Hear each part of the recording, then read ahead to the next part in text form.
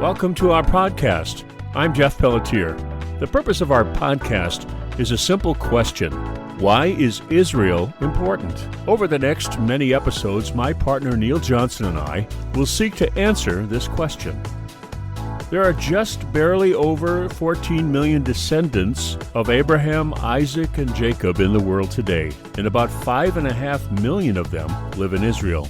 The rest are scattered across and among the nations. For the sake of our podcast, Israel is both a country and a people. Welcome back to Israel. Why is the Middle East important? Neil Johnson and me, Jeff Pelletier. We're both here today, and we have a special show for you today. It's another current event show, and it has to do with Saudi Arabia. Just the other day, I was watching Fox News, and there was a program where Brett Baer, who's one of the anchors on that station, was having a discussion with Benjamin Netanyahu and the king of Saudi Arabia. I forget his name. Neil, do you know his name? Yeah, Mohammed bin Salman. He's sort of the heir apparent, at least. Okay. If not the Mohammed bin king. Salman, who's the king of Saudi Arabia, and he was interviewing them separately. But the topic he was interviewing them on separately was the opportunity or the idea that maybe they could have a peace with each other. They could form some kind of a treaty, and he just went back and forth between the two. And when he talked to Netanyahu, he mentioned what the king said, and when he talked to the king, he talked to what Netanyahu said, and they both received each other's ideas in a positive way. And Netanyahu even said, this could be. And so my mouth was on the floor listening to this, because these are arch enemies. They're arch enemies, and no one has ever thought that they would ever get together. And so Neil and I are going to talk about the importance of this idea and what could happen if they're successful.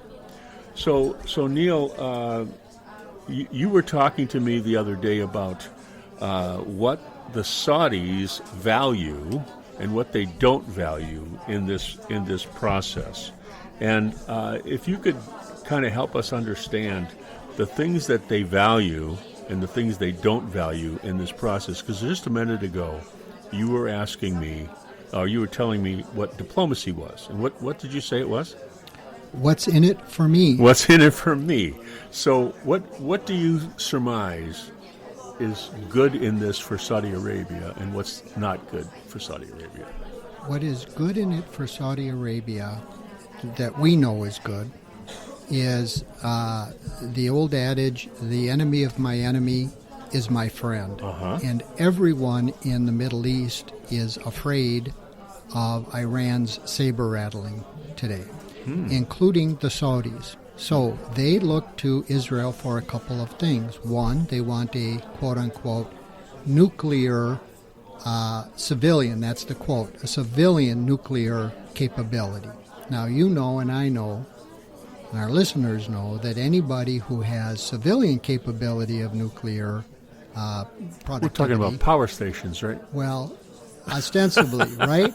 But you know, if Iran has nuclear weapons, and now, contrary to our present leadership who said Iran is the way to go and we don't want anything to do with Saudi Arabia and so on and so on, we want to be with Iran. Now all of a sudden we hear they could actually have nuclear weapons within a matter of weeks. Okay. So Saudi Arabia something is we thought would never happen, because they said they wouldn't do it. Right? Well, they said they wouldn't do it, and our present leadership lined with them and said, hey, unless you're hateful and so on and so forth, right?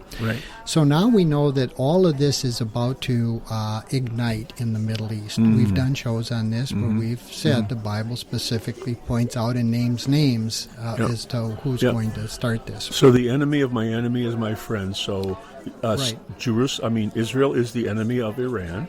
That's right. And Iran is also the enemy of Saudi Arabia. That's exactly right. So they are the friends. The enemy of my enemy is my friend. Got it. And who's my stronger enemy? Yes, exactly. So if I'm more afraid of Iran than I am of Israel, maybe I'm friends with, and that's what we're seeing. Okay, so that's one today. thing that's in it for Saudi Arabia, It's to be friends with the enemy of my enemy. Correct.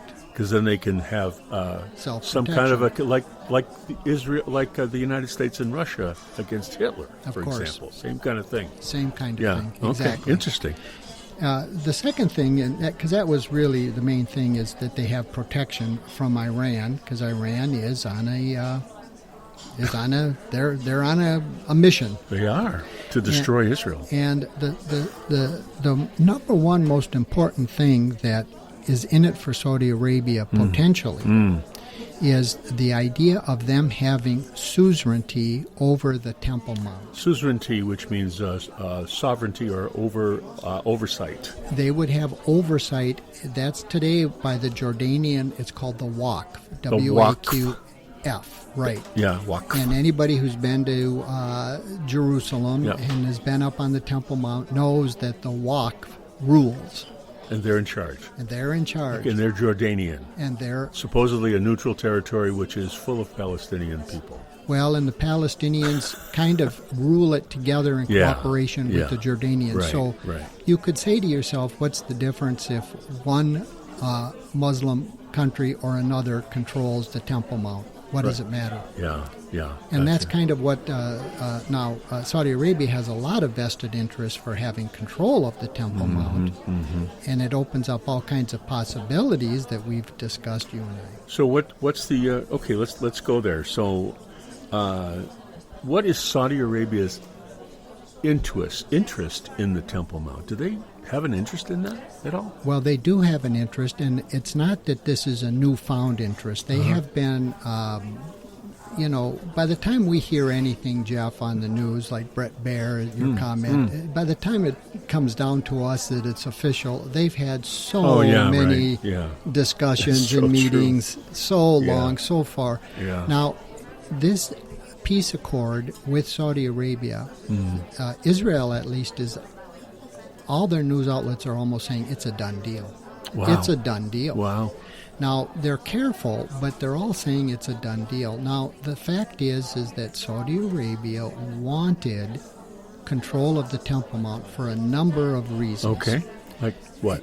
Well, historically, it goes back to the fact that Mecca and Medina are the two holy cities of Islam. The holiest cities. They're the holiest cities. The two, and they're both in They're both in Arabia. Saudi Arabia. And today is Saudi Arabia, which was a family. Saudi Arabia was established in 1932. Yeah. So Just this- by the Brits, right? Now- It was the British that did that?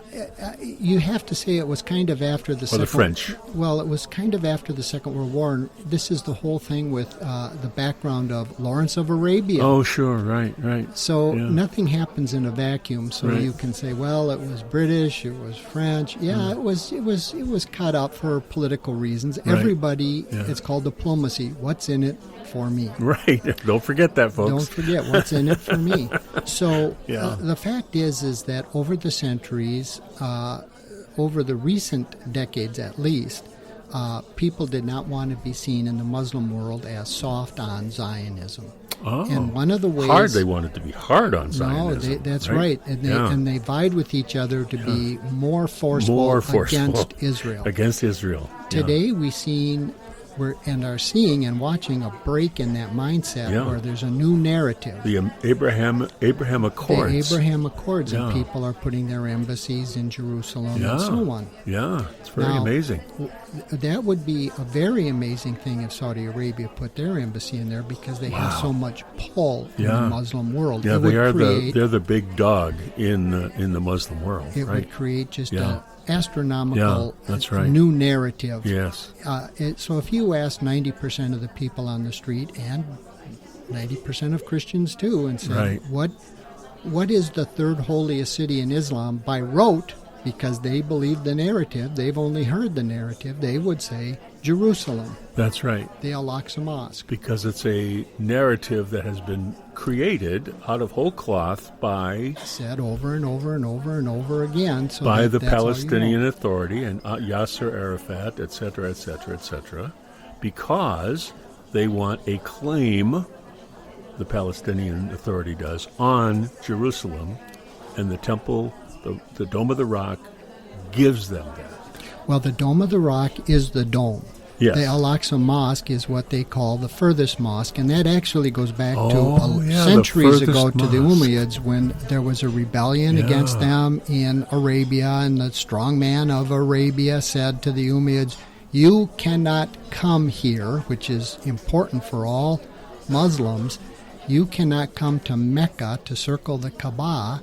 You are precluded from doing so," and they just out of whole cloth reinterpreted Scripture, rewrote Scripture, Islamic Scripture, Yes, yes. and they made Quran. Jerusalem the holy site. Huh. Now that was no big deal until Wow. about 1967, and in the decades before when the Jews started returning, and the Jews in their naivety said, well, what's the big deal? I mean, hey, we won this war, 67. We'll take the Temple Mount, and the Muslims certainly won't be mad at us for putting a synagogue up there. They've got this Al-Aqsa Mosque, which is called the furthest mosque. And that's the furthest mosque if you go east, right? Well, You have to go around the earth to again, get to it, right? they made this out of whole cloth. Yes. Because the Quran says that Muhammad never left Arabia. Uh-huh. Now, the Umayyads, back in, I think, like the 1500s, so, Yep. I mean, it got revived over the centuries when it was politically expedient. Wait. You saying history got revised?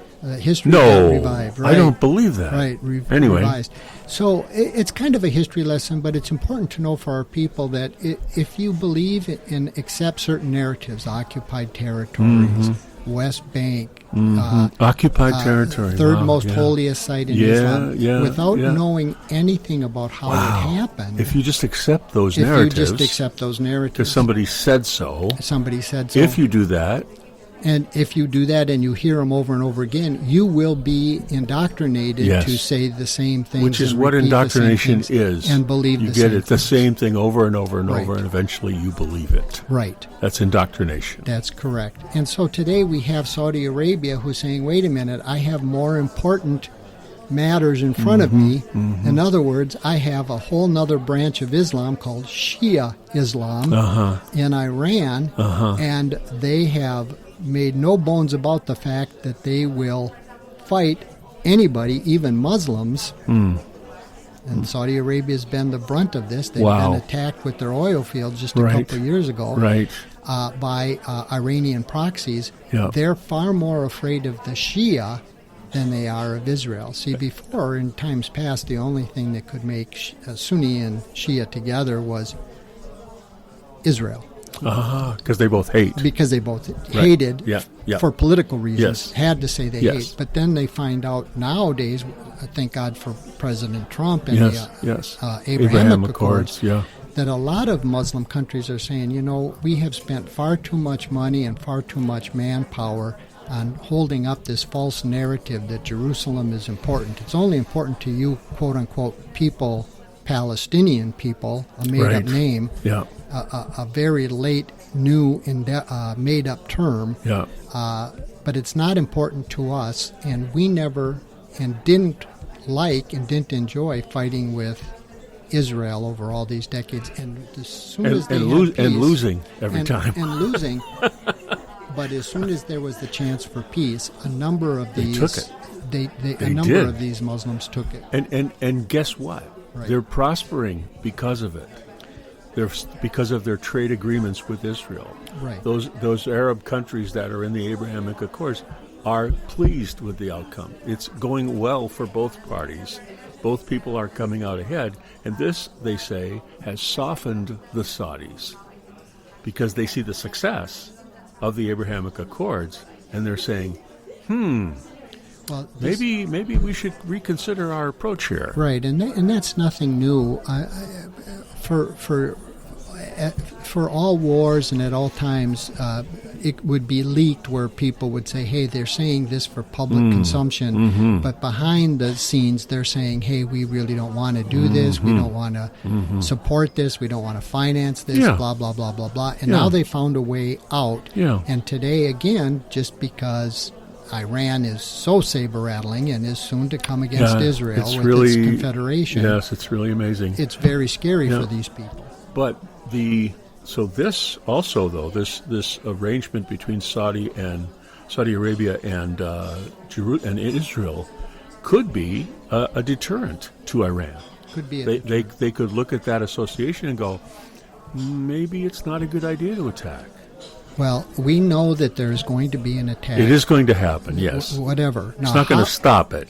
Right. Yeah. So how does it happen? We don't know. We've talked about this, and it's all surmising. But we do know that the characters are aligning, and one of the main characters today is Saudi Arabia, and that begs the question because for generations, biblical believers have asked the question, scholars and non-lay people and scholars have said, what must occur for the Jews to get control of the Temple Mount where the Golden Dome is and the Al-Aqsa Mosque is and have control of that Temple Mount? And the answer is?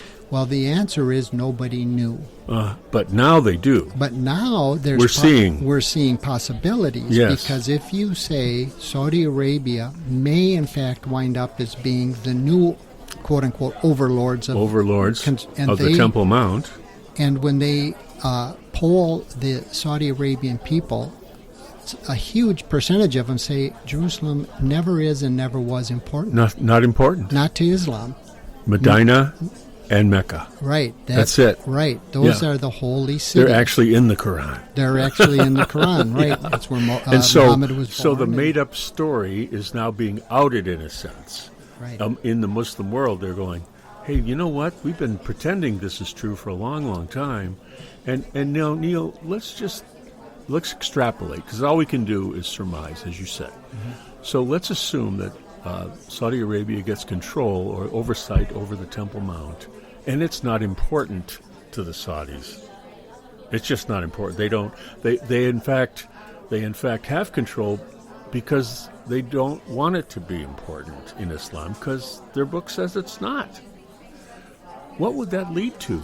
Well, it can lead to a couple of possibilities. All of a sudden now we see a different possibility than just some maniacs, Christian or non-Christian, Jewish or non-Jewish, people saying, let's blow them up, let's bomb them and take it over. Right. Because that was sort of a knee-jerk reaction you'd hear over the century, over the recent past where people would say these things. Yes.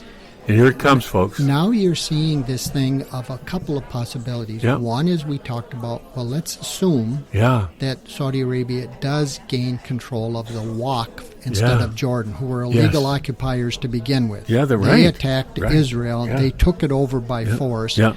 The Palestinians made bedfellows, if you will, with the Jordanians, the Hashemite kingdom. So let's just assume Saudi Arabia has it. Well, now let's assume two things. One, Saudi Arabia starts minimizing the importance of Jerusalem to Muslims. Many, many, many Muslims will say, well, this is a new narrative. Let me think about this. They will. Let's assume now Iran, as the head of a confederation, soon coming against Israel, at least once, and we think more than once. Right. Says, before that happens, I am going to wipe out Saudi Arabia. Wow. Now, let's just assume something like that happens. They get wiped out. That they get wiped out, or when I say wiped out, I at least mean militarily so incapacitated they're not able to exert their powerful muscle. Gotcha. Let's say they're handicapped then, however we want to say that. Well, now we have a vacuum. We do. In Jerusalem, we do. With Israel. Well, who's going to take over this Temple Mount? We used to have this very hostile Waqf of Jordanian-Palestinian marriage that was so hostile to us. Now we have the Saudis who are, is my words, wiped out, but diminished some kind of way by Iran. Maybe now we just take control because in Israel is many people said, look, for years and years and years we have tried to appease these Muslims to no avail.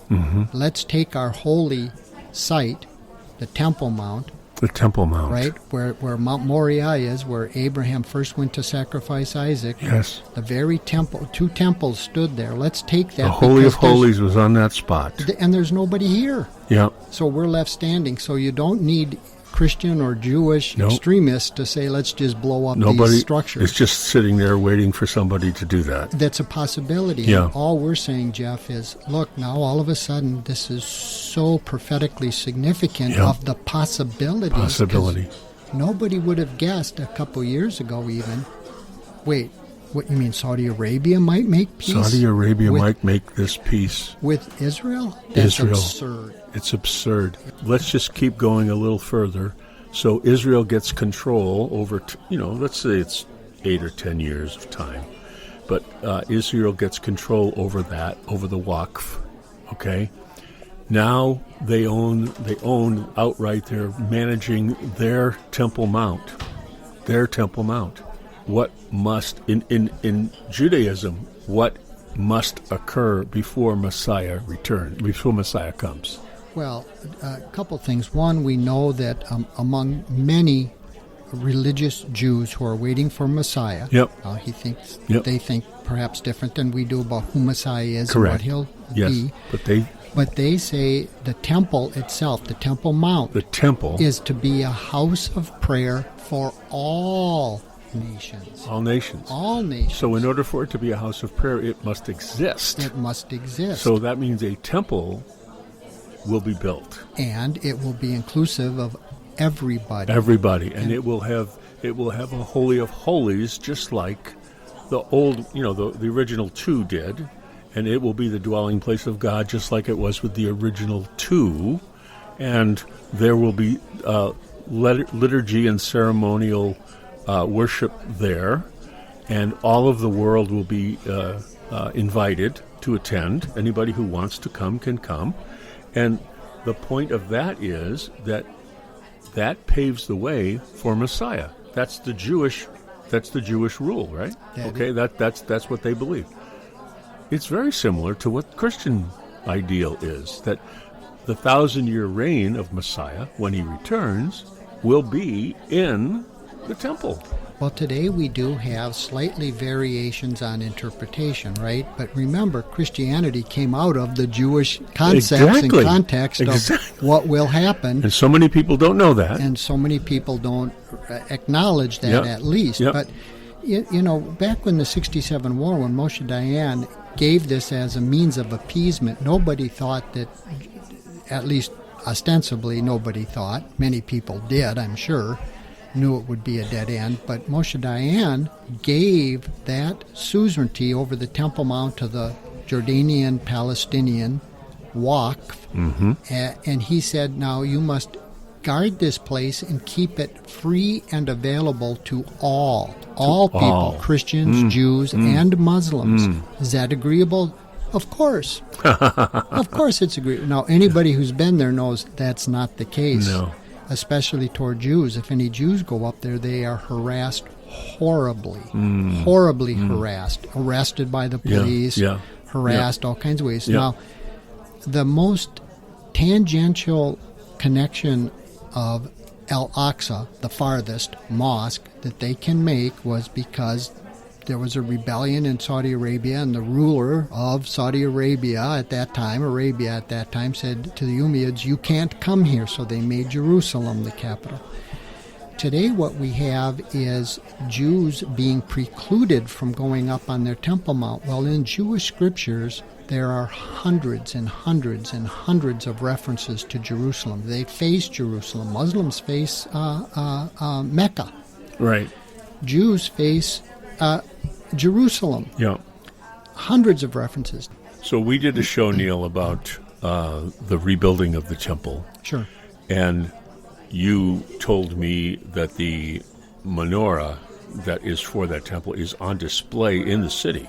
Is that correct? That the menorah is actually the one that's going in the temple is already there? Is that true or no? Yeah. Well, it could be very true. That's called there's a group called the Temple Mount that Yeah. they have all of the Yeah. utensils. Yeah, I'm basically getting ready. there. I'm Yeah. getting there. Mhm. But is the menorah in the city on display or no? That I couldn't really. Okay. But it's also true. We did a show on all the stuff it's all already prepared. It's already done according to the specifications in the Bible. Is that correct? Right. That's Okay, for sure. And we also did a show about the red heifer, Right.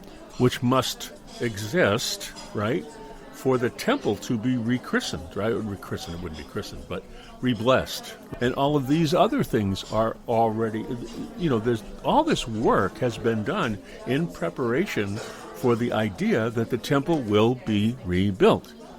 And the Saudi Arabia thing that's going on right now, the potential for peace, is a huge potential for Jerusalem for the Temple Mount to fall back into its rightful hands, and that Temple Mount that will now then be available for the temple to be actually constructed, which will then open the door to Messiah. So these events must take place. The temple must be rebuilt for Messiah to return. And here it is, potentially actually going to occur within some years, maybe in our lifetime. Right. That's what we're seeing, and what we're trying to convey is Yes. this link, this potential cog in this Yes. cosmic power play of events that must lead up to what we Christians believe is the second coming, is in fact happening before our eyes with Saudi Arabia. With Saudi Arabia. And Arabia. who would have thought? And who would have thought? It would be Saudi Arabia. And this Right. goes to your point. Right. We knew it was going to happen, that the temple would be rebuilt, but we didn't know it was going to happen like that.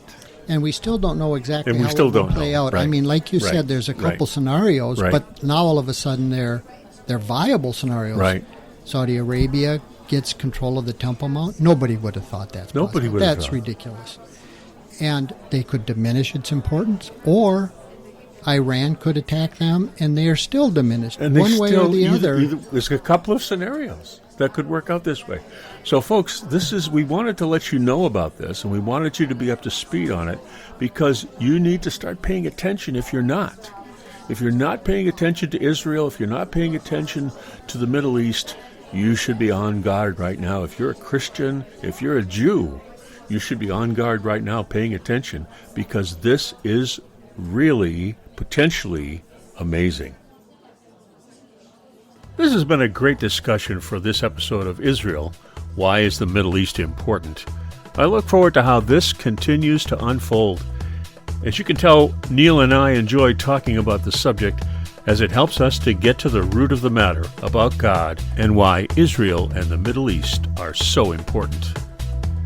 Thank you for listening to this podcast, and we would love to hear from you. Visit us at our home at Spreaker.com. Israel, why is the Middle East important?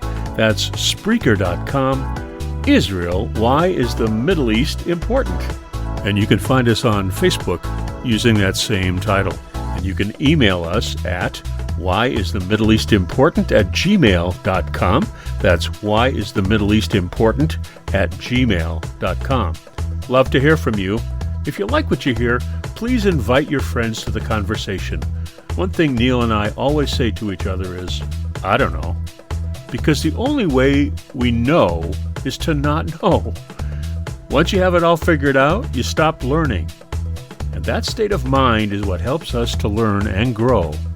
We invite you into that journey with us. From Neil Johnson and me, Jeff Pelletier, shalom, and see you next time.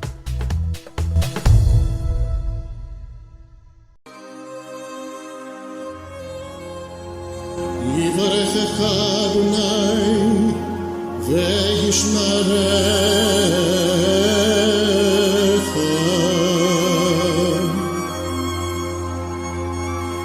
יאר אדוני פניו אליך ויחונך